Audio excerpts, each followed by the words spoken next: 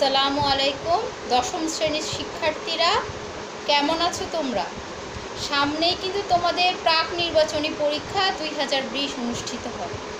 সেই আলোকে আজকে তোমাদের আমি প্রস্তুতিমূলক ক্লাস নিচ্ছি। আমি বাংলা প্রথম পত্র গদ্যাংশ থেকে সৃজনশীল প্রশ্নের জন্য উল্লেখযোগ্য 3টি গদ্যাংশ থেকে জ্ঞানমূলক এবং অনুধাবনমূলক প্রশ্ন আমি তোমাদের দিয়ে আমি তোমাদেরকে প্রস্তুতিতে কিছুটা সহযোগিতা করব। আমি আজকে বিষয় হচ্ছে তোমার বাংলা প্রথম পত্র গদ্যাংশ সৃজনশীল প্রশ্ন। আমি আজকে বেছে নিয়েছি তোমাদেরকে যেগুলো থেকে জ্ঞানমূলক এবং অনুধাবনমূলক প্রশ্ন আমি তোমাদেরকে দিব। শুভা, প্রবাস বন্ধু আর পহেলা বৈশাখ, এই 3টি গদ্যাংশ যেটা তোমাদের জন্য খুবই গুরুত্বপূর্ণ।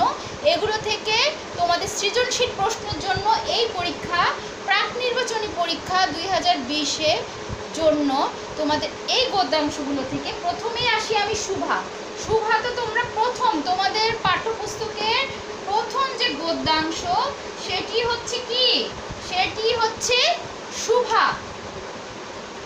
আমি শুভা থেকে তোমাদের প্রশ্ন দিচ্ছি, জ্ঞানমূলক প্রশ্ন, ঠিক আছে? 1 নাম্বার, শুভা কোথায় বসে থাকতো? শুভা কোথায় বসে থাকতো? আর একটু সহজ করে দে, সেটা হলো দুপুরবেলা যখন সবাই ঘুমিয়ে থাকতো, ভাত টাত খেয়ে ঘুমিয়ে থাকতো, অলস দুপুরে শুভা কোথায় বসে থাকতো? তোমরা বইয়ে উত্তরটি দেওয়া আছে, তোমরা গল্পটি পড়বে, পড়ে যে জায়গায় উত্তরটি পাবে সুন্দর করে দাগ দিবে, দাগ দিয়ে খাতায় প্রশ্ন তুলে উত্তর লিখতে হবে। জ্ঞানমূলক প্রশ্ন কিভাবে লিখতে হয়? এক শব্দে উত্তরটা হয়, 1 নম্বর পাওয়া যায়, সেটি হচ্ছে জ্ঞানমূলক প্রশ্ন। তোমরা বই থেকে উত্তরটি লিখে নিবে। প্রশ্ন তো তুলে নিয়েছো। 2 নম্বর দিচ্ছি অনুধাবনমূলক প্রশ্ন, সেটি হচ্ছে শুভা মনে মনে বিধাতার কাছে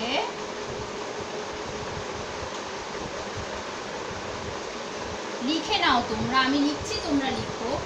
অলৌকিক বিধাতার কাছে অলৌকিক ক্ষমতা প্রার্থনা করত কেন? ব্যাখ্যা করো। কি অনুধাবনমূলক প্রশ্নটা কি পাওয়া গেল? শুভা মনে মনে বিধাতার কাছে অলৌকিক ক্ষমতা প্রার্থনা করত কেন? ব্যাখ্যা করো।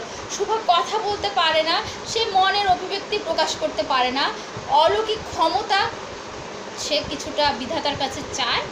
কেন চায় সেটা তোমাদের ব্যাখ্যা করতে হবে। গল্পটি পড়ে তোমাদের আজকে শুভা থেকে জ্ঞানমূলক প্রশ্ন একটি এবং অনুধাবনমূলক এক প্রশ্ন একটি, এই দুটো পড়া থাকবে। তোমরা প্রশ্নগুলো লিখে নাও এবং খাতায় লিখবে এবং আমাকে দেখাবে, ঠিক আছে?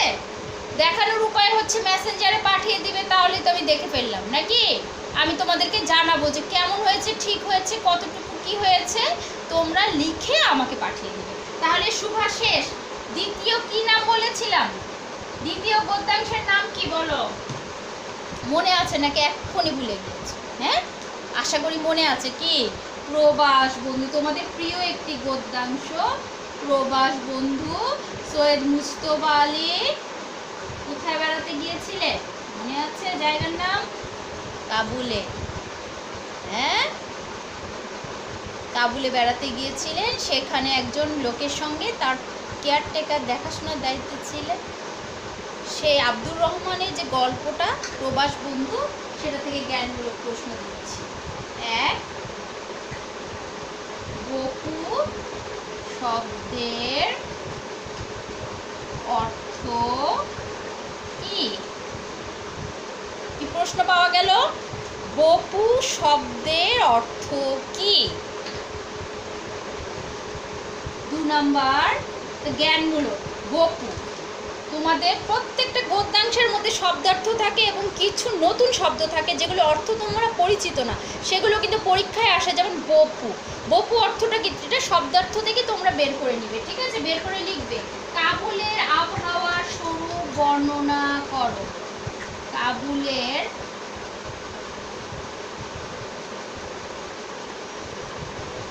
আবহাওয়ার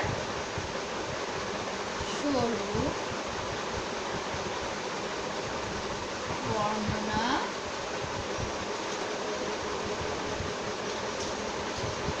কাবুলের আবহাওয়া আফগানিস্তানের আবহাওয়া আর বাংলাদেশের আবহাওয়া কিন্তু পুরো ভিন্ন।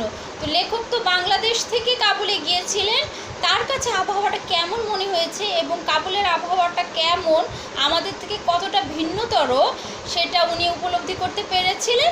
তো এই প্রবন্ধে, এই গল্পে, প্রবাস বন্ধু গল্পে সেটা খুব সুন্দরভাবে আব্দুর রহমানের কথার মধ্য দিয়ে, বর্ণনার মধ্য দিয়ে সেটা ফুটে উঠেছে।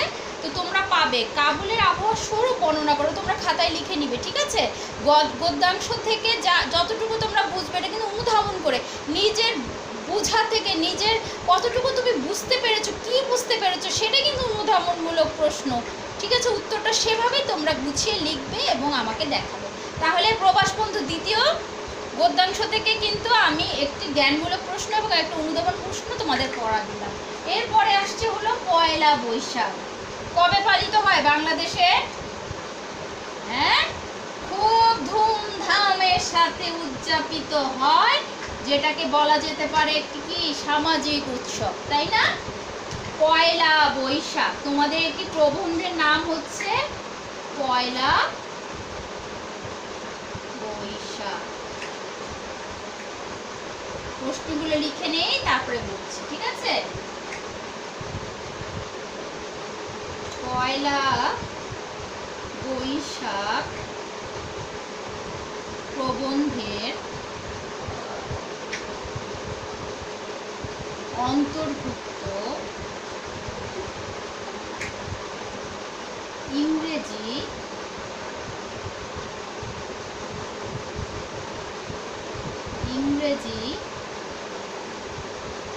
কবিতাটি কার লেখা? জ্ঞানমূলক প্রশ্ন দেওয়া শেষ। 2 নম্বরে দিচ্ছি অনুধাবনমূলক প্রশ্ন। সব দেশের নববর্ষ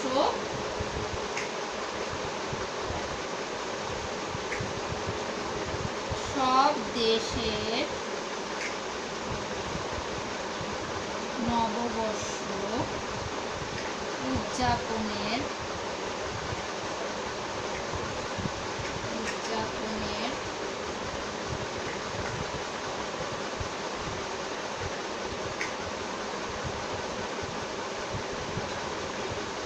কোন ধরনের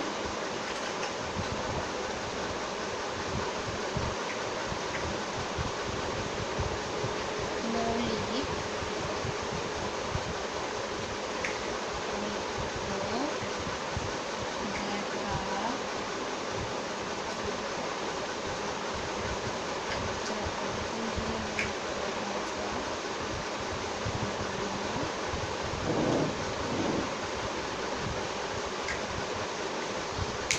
দেখো আমি কি লিখেছি। পয়লা বৈশাখ প্রবন্ধের অন্তর্ভুক্ত ইংরেজি কবিতাটি কার লেখা?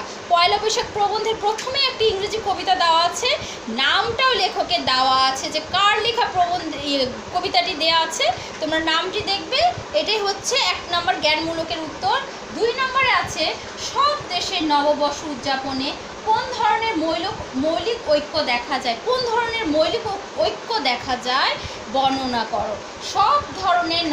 সব দেশের নববর্ষ উদযাপনে কোন ধরনের মৌলিক ঐক্য দেখা যায় বর্ণনা দাও।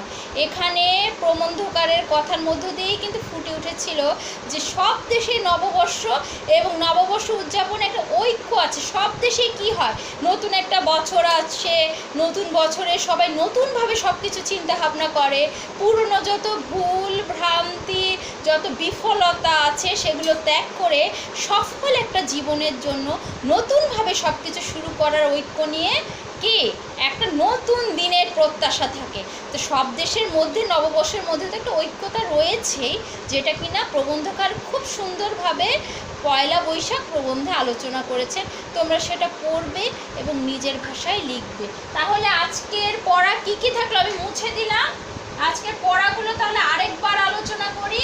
আজকে পড়িয়েছি গদ্যাংশ 3টি, কি কি আবার লিখি বোর্ডে, তাহলে পরিষ্কার হবে। শুভা, প্রবাস বন্ধু, আর কি লিখেছি, পয়লা বৈশাখ।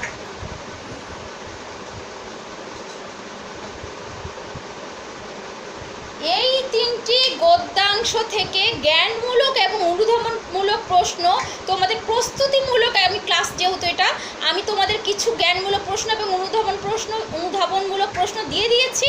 তোমরা সেগুলো আমাকে দেখে নিবে, এগুলো চর্চা করবে।